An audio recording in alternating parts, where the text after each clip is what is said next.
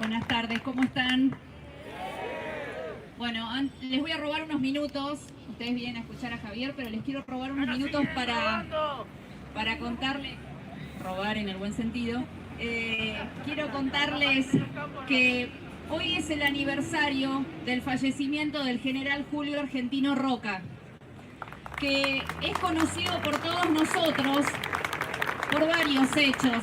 Tal vez el más relevante en este momento histórico de la República Argentina es la campaña del desierto, donde con 6.000 soldados anexaron un tercio de nuestro territorio. Si hoy tenemos Patagonia, es gracias al general Julio Argentino Roca y a todos los que pusieron el cuerpo contra los malones indígenas. No solamente agregaron territorio a nuestro país, sino que además liberaron a cientos de cautivos que estaban en manos de los malones, aseguraron la vida de los gauchos que trabajaban en la frontera y dieron la posibilidad y el inicio a que Argentina fuera la potencia mundial que todos nosotros queremos que vuelva a ser.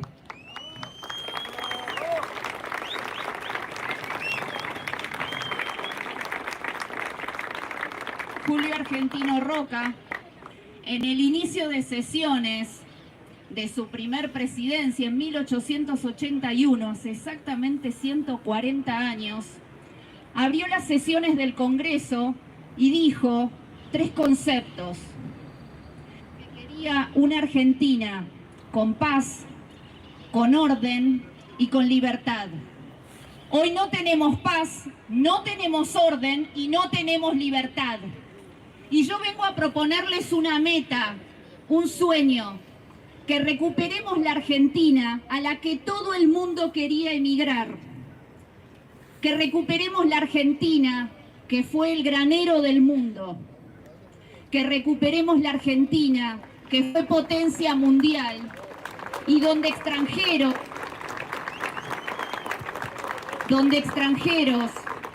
argentinos, criollos, indígenas vivían en paz y con un futuro para ellos y sus descendientes.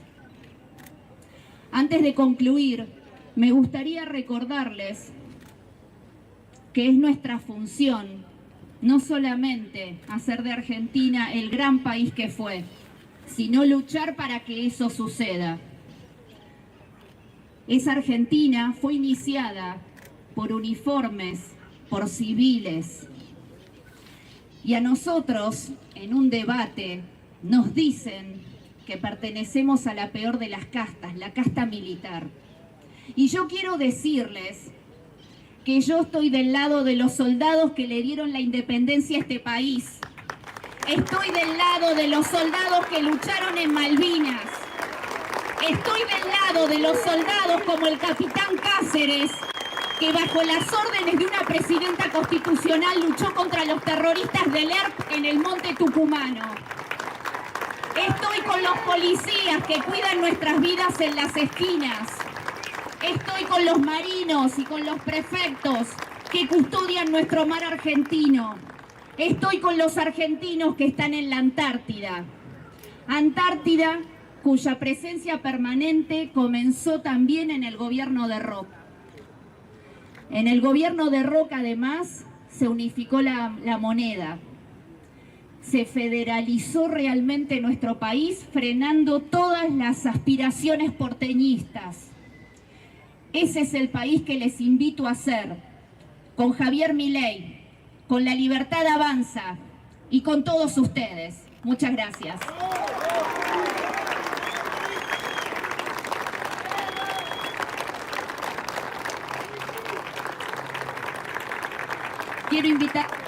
Quiero invitarlos a escuchar a Gabriela, que va ahora a hablar antes de Javier, y les pido un fuerte aplauso para ella. Hola, buenas tardes. Primero que nada quiero agradecerles al equipo y a ustedes por brindarme este espacio para hablarles un poco de lo que ha sido mi experiencia acá en este país. Yo soy Gabriela González, alias Ayu, y soy artista venezolano. Más fuerte, así.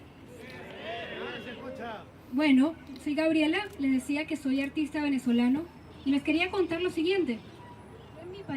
Yo en mi país fui activista político desde 2014 y no fue hasta 2018 donde me vi obligada a tomar la decisión de abandonarlo, de irme. Me costó muchísimo, pero tuve que hacerlo para seguir. Escogí la Argentina por varias razones. Una de ellas es que en Venezuela tenemos esta idea de que Argentina es una pequeña Europa en Latinoamérica. Y por allá en 2018 se había corrido la voz de que estaba Mauricio Macri ahora y que las cosas pintaban bien. En ese momento tomé la decisión, la mejor decisión que tuve en el momento fue tomar la Argentina para irme. Pero también con eso llegó hacia mí esta abrumadora sensación de derrota, de que me había ido de mi país, de que estaba huyendo de la lucha. Casualmente, cuando ya tenía el pasaje en la mano y estaba luchando con el duelo de haberme ido, conocí a Javier Milei por YouTube, en la TV Argentina. Estaba en un show de farándula, no entonaba mucho, pero lo que realmente me llamó la atención es que todo lo que él decía explicaba a la perfección lo que pasaba en mi país, sin tener que mencionarlo. Por ejemplo, me di cuenta con Javier Milei que los venezolanos, que los venezolanos no entendemos nada de economía. Estamos sumergidos en este estado de sobrevivencia perpetuo. No podemos salir de del último piso del escalón de Maslow. ¿Saben? Donde tienes que estar sobreviviendo todo el día. ¿Qué es lo que pasa el día siguiente? ¿Dónde consigo mi alimento? ¿Tendré agua? Y nos mantenemos allí. Me di cuenta de que no conocíamos lo que es la inflación. Nadie nos explica allá que el bolívar pierde valor, nada más vemos que hora a hora el dólar sube y no lo entendemos. Y le voy a explicar otra locura que tenemos allá. Muchos venezolanos creen que el precio del dólar está fijado por una página web y muchos venezolanos creen que la página tiene que ser controlada por el gobierno para que el dólar no suba más. Y esto es lo peor de lo que ha dejado el chavismo en mi país. Creer que controlando y regulando todo las cosas se van a solucionar. Y así fue como pasó allá. El Estado se adueñó del agua, de la luz, del petróleo. Cuando yo me vine en 2018, ya pasaba que durábamos 2 semanas sin tener suministro de agua.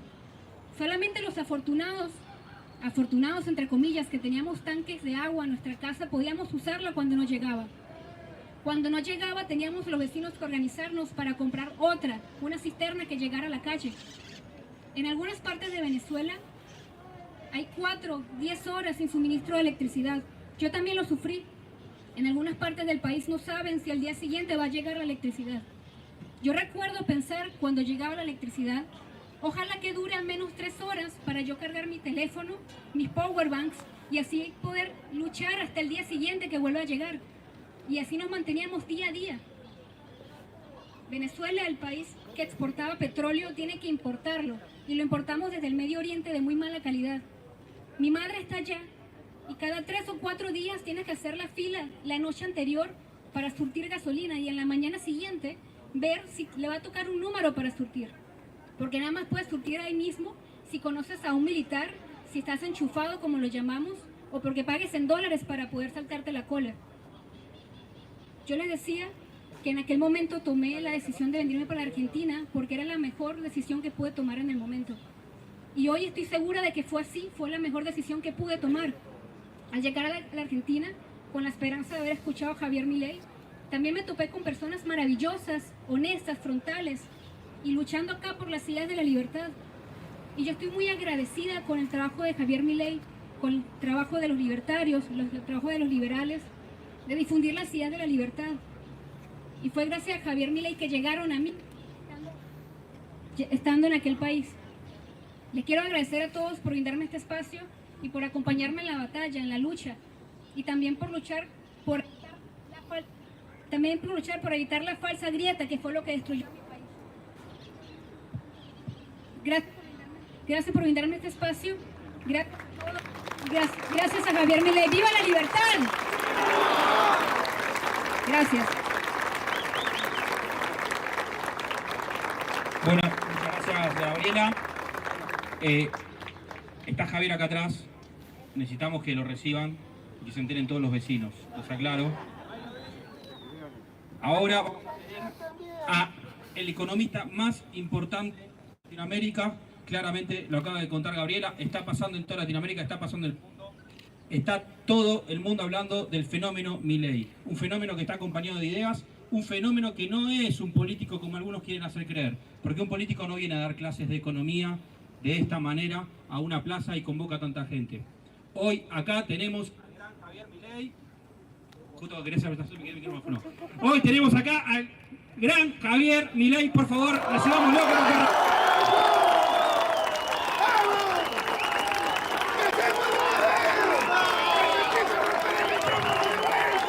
Hola a todos, yo soy el león. Rugió la bestia en medio de la avenida. Corrieron todos sin entender. Panic Show a plena luz del día. ¡Viva la libertad, carajo! En primer lugar, sobre todo, quiero darles las gracias por venir a presenciar una nueva clase y en especial quiero darles las gracias porque ustedes no son lo que dijo Antonio Caló. Ustedes son gente de bien, ustedes son gente de trabajo, ustedes son gente que se rompen el orto laburando, ustedes no son vagos. Ustedes son liberales, ustedes creen en el fruto del trabajo propio, no creen en robarle a los otros. Ustedes son parte de la revolución, ustedes van a cambiar a la Argentina.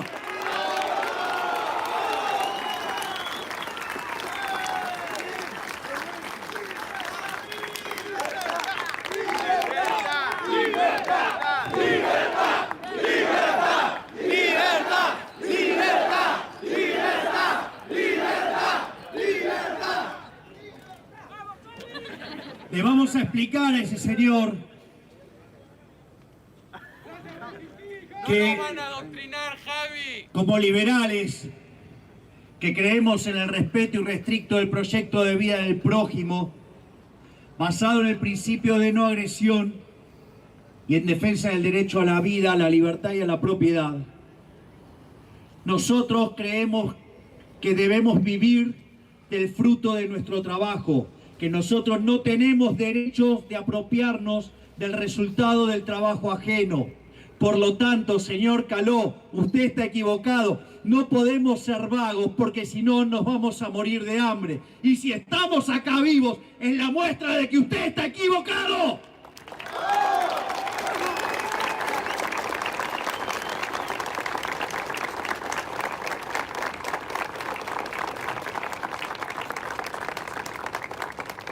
Por lo tanto, y más allá de estos preámbulos,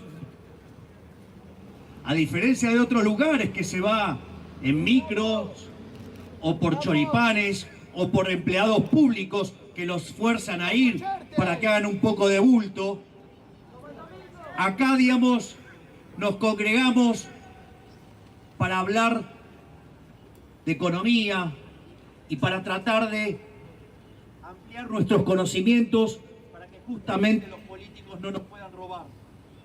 A ver acá. A ver, si te... Así es que bueno, vamos a arrancar hoy con esta charla sobre obra pública y una vez que termino la parte básica, lo que voy a hacer es explicar nuestra propuesta de eliminar la obra pública en el formato tradicional para pasar al sistema de iniciativa privada que tiene como atractivo que los políticos no nos puedan robar. El punto es, ¿por qué o dónde encontraron los políticos el fundamento? A ver acá. No.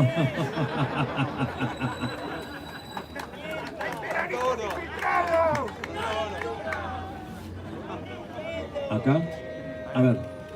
Entonces, básicamente, el que les dio fundamento a los políticos ladrones para el despilfarro fue un señor que se llamaba John Maynard Keynes.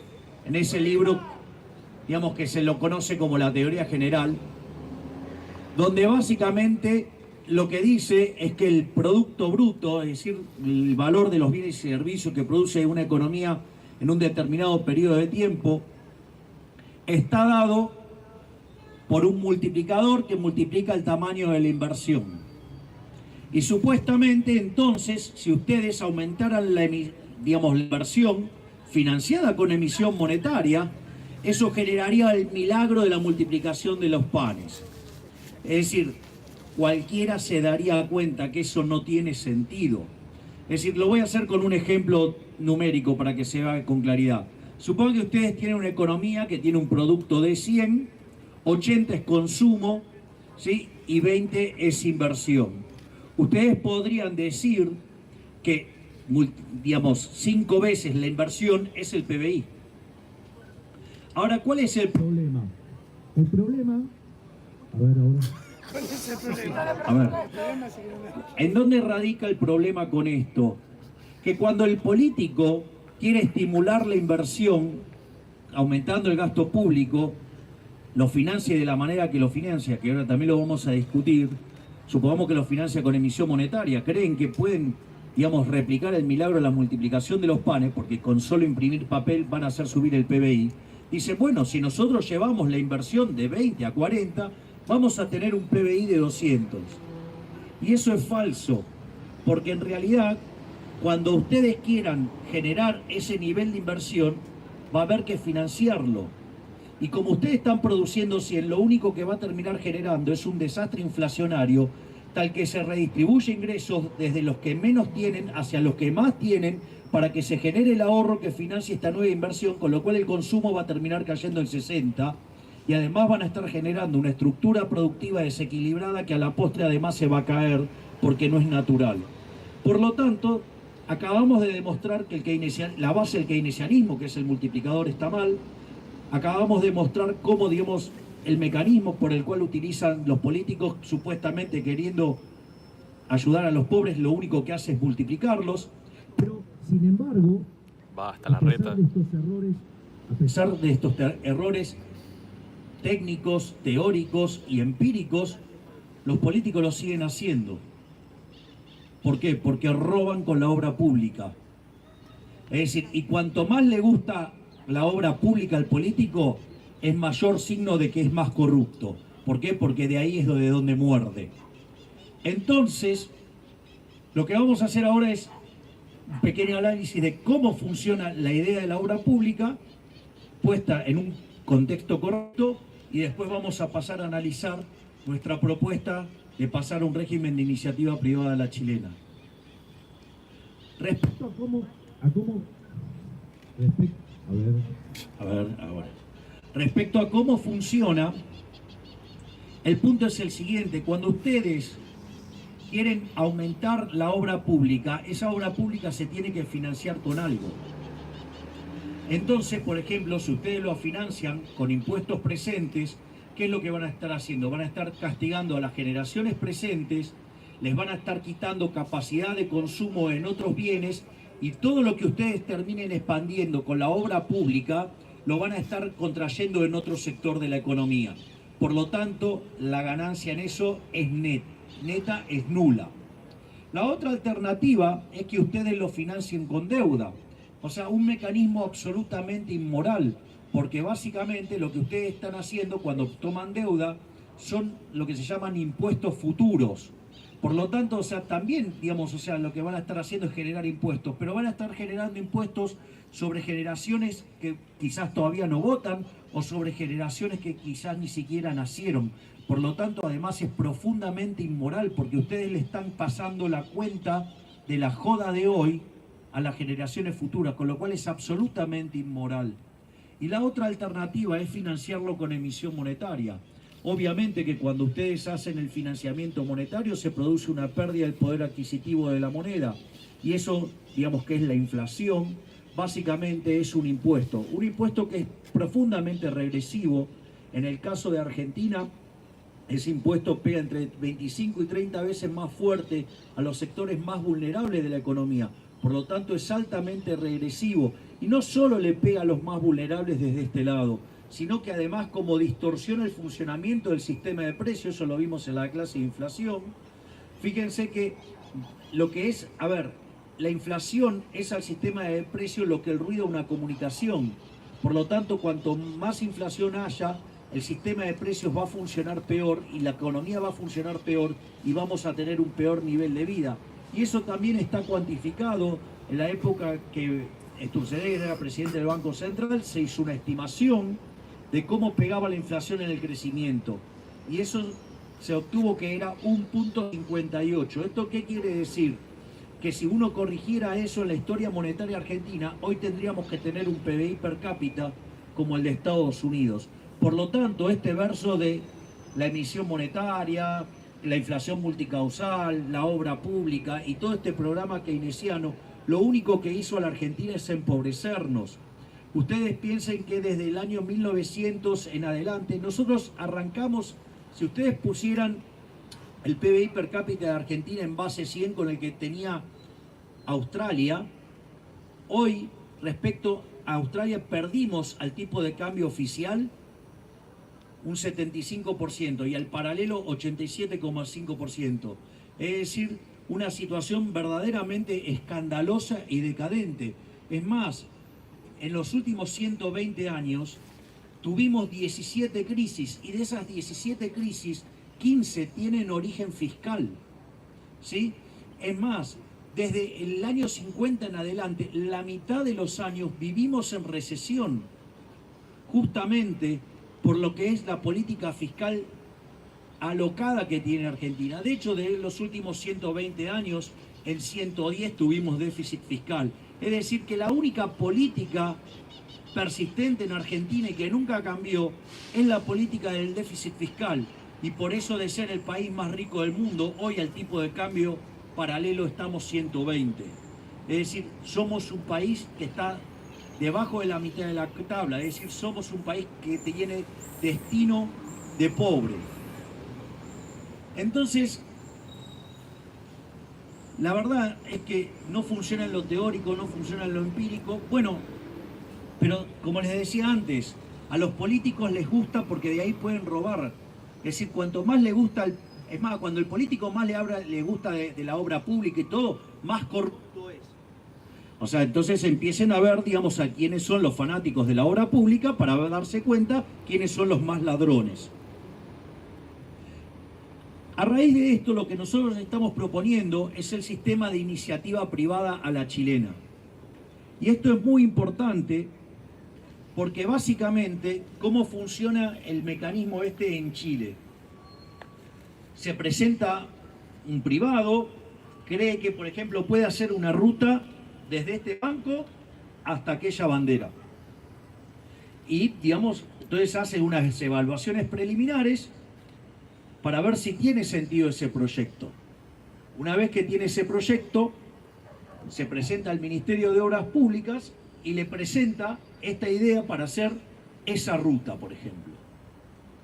Después, digamos, lo que hace el Ministerio de Obras Públicas, evalúa esa obra pública y si considera que tiene sentido que se haga, que la sociedad va a tener una mejora con esa obra pública, ¿qué hace? Llama a licitación. ¿Cuál es el eje central de cuando llama a la licitación? Es que ahí están todos compitiendo. Y aquellos que sean corruptos y quieran pagar coimas y hacer cosas por el estilo, en ese proceso competitivo, ¿qué va a pasar? Va a perder porque van a quedar con una oferta menos competitiva. O sea, aquellos que no sean eficientes, aquellos que no puedan brindar el mejor producto, va a terminar quedando afuera de la licitación. De hecho, puede pasar que el propio proponente, el que generó la iniciativa privada, pierda. Entonces, en ese caso, aquel que propuso y perdió, se le reparan los gastos de los estudios y lo hace otro. ¿Y quién paga esos estudios? Los paga el que ganó. Así es que en ese sentido también, digamos, se evita robar, porque por el propio proceso competitivo elimina la corrupción. A su vez, como son obras que requieren muchos años, en general se hacen con un sistema que se llama BOT, que quiere decir construir, operar y transferir. ¿Qué es lo que hace por ejemplo, el gobierno chileno? Entrega algo que llaman garantías de ingresos mínimos. Supongan que ustedes tienen una obra de 1.000 pesos en 5 tramos. Entonces ustedes, ¿qué es lo que va a hacer el Ministerio de Obras Públicas? Otorga unas garantías para que el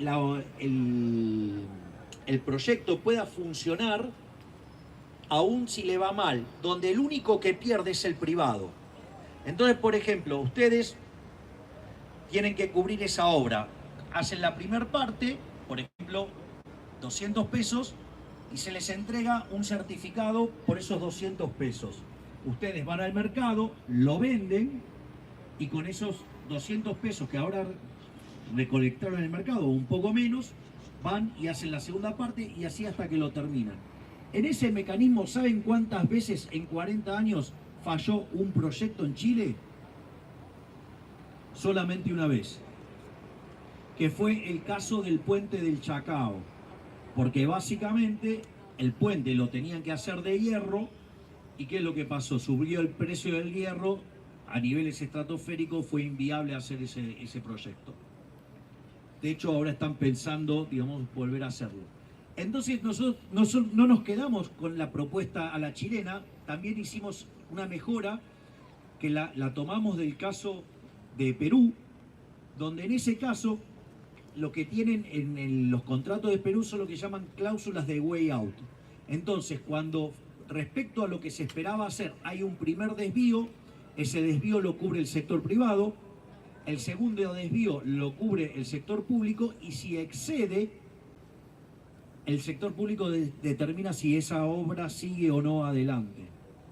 Y además, nosotros metimos una mejora adicional, es que si bien se ejecutan estas cláusulas cuando va por arriba, porque el costo está por arriba, también se utilizan para cuando van por debajo, para que entonces, a lo largo del sistema, se compense y el costo de la opción, porque en el fondo lo que vale es la opción de que esa probabilidad de que el proyecto no funcione y entonces se tenga que ejecutar los ingresos mínimos. Entonces, en ese contexto, también se minimiza ese daño. Y después lo otro que, digamos, que estamos proponiendo es incorporar dentro de las obras sistemas de incentivos. Esto lo hicieron los suizos cuando hicieron el túnel de Loeschborg. En realidad, cuando ellos hicieron el túnel del San Gotardo, que es el túnel más largo del mundo, que tiene 57 kilómetros, ¿qué era lo que pasaba? Era obra pública. Entonces, cada vez que se metían adentro del túnel, cuando aparecía un problema, como ellos ya estaban adentro del túnel, ¿cuál era el incentivo? Incrementar los problemas. ¿Por qué? Porque entonces implicaba más obra y por ende, digamos, recaudaban más plata. Entonces el túnel terminó costando casi el doble, se extendió por una cantidad de años enormes, o sea, terminó saliendo carísimo, por decirlo de alguna manera. Es más, o sea, entonces, ¿qué es lo que hicieron los suizos cuando hicieron el caso de lo que se llama el túnel de Loeschborg? Si bien el túnel de Loeschborg es un poco más chico, porque tiene 35 kilómetros, no deja de ser una obra muy importante. Y entonces, ¿qué es lo que hicieron? Licitaron cada puerta de la montaña a empresas distintas. Y básicamente cobraban por kilómetro hecho. Entonces, cuando ustedes encontraban un problema, ¿cuál era el incentivo? Resolverlo rápidamente. ¿Por qué? Porque el otro seguía avanzando. Por lo tanto, al hacer este sistema de incentivos, la obra no solo costó mucho más barata, sino que además también se hizo en muchísimo menos tiempo. Entonces, ¿esto qué quiere decir? Que si estas obras son importantes, el sector privado va a descubrir esa oportunidad de negocio, la va a llevar a cabo, y no por eso, digamos, los políticos se tienen que apropiar del proyecto o robarnos con su corruptela que los hace rico a ellos y a nosotros nos empobrece.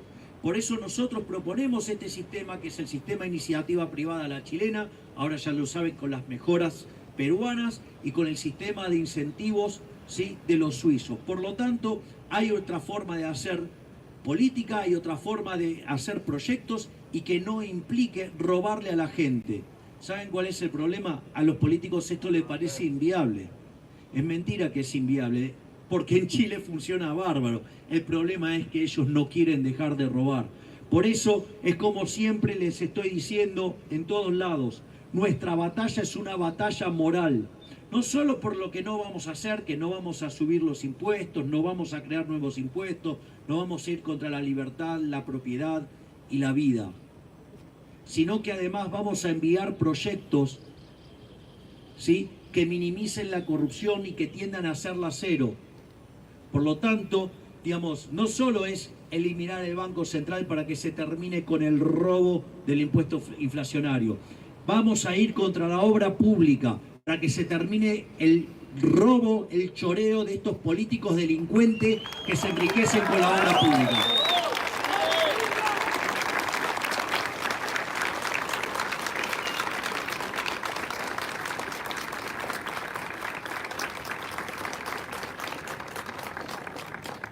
Finalmente, habiendo concluido con esta clase sobre obra pública, quiero dejarles unas palabras finales para darles un mensaje de esperanza. Uno puede vivir en épocas de cambio o estar en un cambio de época.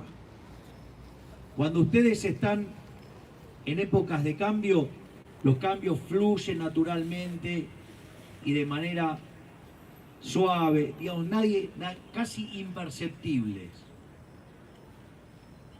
Quiero contarles que nosotros estamos en un cambio de época. Un cambio donde se va a terminar con esta miseria de vivir en un país colectivista que nos empobrece. Porque la casta es toda colectivista. Todas adhieren al modelo colectivista, ya sea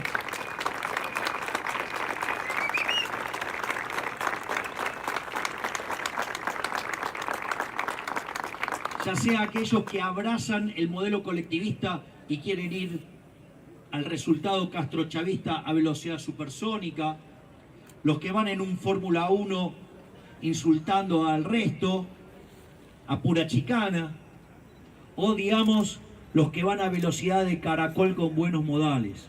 Pero todos van hacia el mismo lugar. Lo que no entendieron es que hay un cambio de época. Se acabó el momento del colectivismo.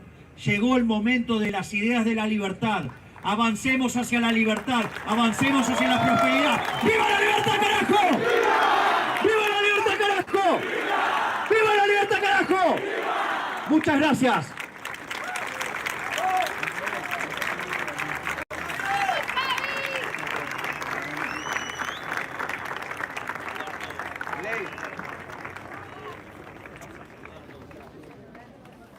Vamos a acompañar.